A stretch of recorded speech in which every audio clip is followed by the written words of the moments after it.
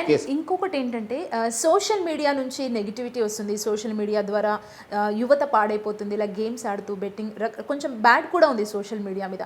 మీరు ఇదే సోషల్ మీడియాను వాడుకొని లైక్ మీరు ఒక యూట్యూబర్ని ఇంటర్వ్యూ చేశారు.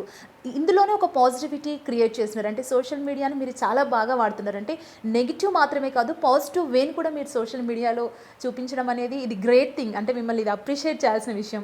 ఎట్లా మీరు సోషల్ మీడియాని ఎక్కువగా ప్రతి దాంట్లో మీరు సోషల్ మీడియా నుంచే బయటకు వస్తున్నారు? అంటే లాస్ట్ 3.5 years నుంచి బికాజ్ బయట డిపార్ట్మెంట్ నుంచి బయట వచ్చిన తర్వాత బికాజ్ ఆల్మోస్ట్ 20-25 years ఫీల్డ్లో పనిచేశాను. చాలా కేసెస్ డిటెక్ట్ చేశాను. చాలా చోట్ల కూడా మనం యాక్టివ్గా పనిచేయడంతో మనకున్న ఒక నాలెడ్జ్ ఉండొచ్చు, మనం ఉన్న ఎక్స్పీరియన్స్ ఉండొచ్చు. అదేవిధంగా మనం చెప్తే నలుగురు వింటారనే ఒక విశ్వాసం ఉంది. సో ఎందుకంటే చాలా చోట్ల కూడా నేను అక్కడ ఉమ్మడి ఆంధ్రప్రదేశ్లో మన 2 రాష్ట్రాలు కూడా నేను పనిచేశాను. సో పబ్లిక్ కూడా తెలుసు, సార్ చెప్తే ఇది మంచిగా చెప్తుంటారు అనేది ఒక ప్రజలు కూడా తెలుసు. సో దాన్ని నేను లేదు మనం కూడా చెప్పాలని చెప్పి మీరు చూస్తుంటే లాస్ట్ 3.5 years చాలా చోట్ల కూడా మనము సైబర్ క్రైమ్ గురించి పెట్టాను, ఫ్యామిలీస్ గురించి పెట్టాను, సొసైటీల ఇష్యూస్ గురించి పెట్టాను, యాక్సిడెంట్స్ గురించి పెట్టాను. చాలా రకరకాల. సో మనం చూడడంతో అట్లీస్ట్ ఒకరు మార్పు వచ్చినా it is a great thing కదా.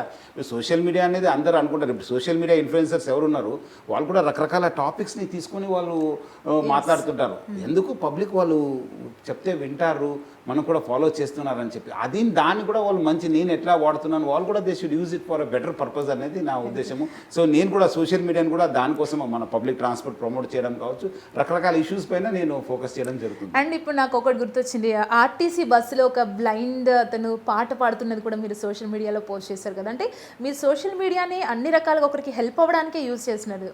అంటే ఎవరిగా మనం చూస్తే ఇప్పుడు మీకు అవేర్నెస్ వచ్చిందంటే చాలు కదా. మనకు అట్లీస్ట్ అవును ఇది చేస్తే తప్పు అనేది వస్తే చాలా it's that my purpose of putting that post will be served అన్నట్లు. అంటే ఇప్పుడు అందరిలో ఇప్పుడు ఈ బెట్టింగ్ యాప్స్ గురించి వస్తున్న డౌట్ ఏంటంటే సజ్జనార్ గారు, ఇన్ఫ్లుయెన్సర్స్ని కట్టడి చేస్తే అంటే వాళ్ళ మీద కేసులు పెట్టి చేస్తే ఈ బెట్టింగ్ యాప్స్ వాళ్ళు వెనక్కి వెళ్తారా, ఇక్కడితో దీనికి ఎండ్ కార్డ్ పడుతుందా అనే డౌట్ అందరిలో ఉంది. మీరేం చెప్తారు? నేను ఇది ఒక భాగము.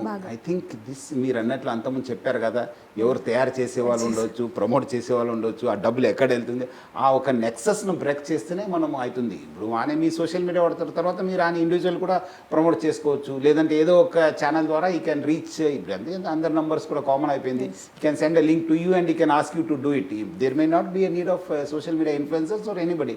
సో అది ఫస్ట్ ఈ యాప్స్ అనేదే ఇల్లీగల్, యాప్స్ అనేది అన్ఎథికల్, మనకు నష్టం జరిగేది. సో దాని జోలికి పోద్దనేదే మనము ఆ ఒక అవేర్నెస్ తీసుకురావాలి. ఈ సోషల్ మీడియా ఇన్ఫ్లుయెన్సర్స్ అనేది ఈ మధ్యలో వచ్చింది, మనకు ఇట్లా వీళ్ళు కూడా చేస్తున్నారు అనేది.